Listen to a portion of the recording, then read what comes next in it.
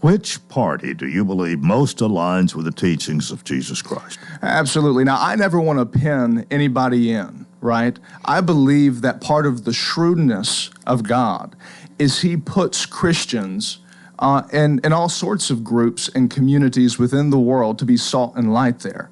The issue I'm seeing right now, especially if you even look at our local Wilson County Republican Party and how they represent themselves on social media and so on, is not salt and light.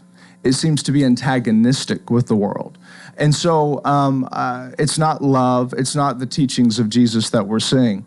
When I see the teachings of Jesus being played out locally in public policy, what I'm seeing is that the Wilson County Democrats and the Tennessee Democratic Party are supporting things like no taxation on groceries to help the poor.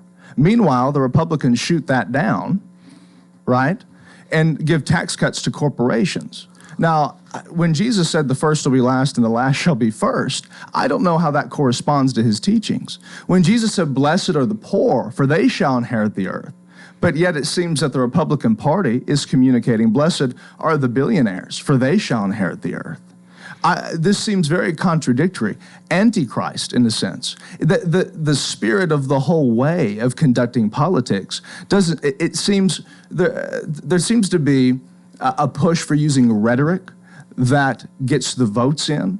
That seems like populist rhetoric, but when brass tacks is hit, what it looks like is there's no public policy that's actually supporting, within Tennessee, coming from the Republicans, just your common person like you and I, or those amongst us who are trying to get by, who live in the trailer park down the road. And not to mention the immigrants, who Jesus says, welcome the stranger. The Bible tells us to welcome the stranger as one of your own. A lot of times when people even read the story of Sodom and Gomorrah, they assume that they know why God judged Sodom and Gomorrah. But the prophet Ezekiel says exactly why Sodom and Gomorrah was judged. And it was because of their ill treatment of the stranger, of the immigrant, and of the poor.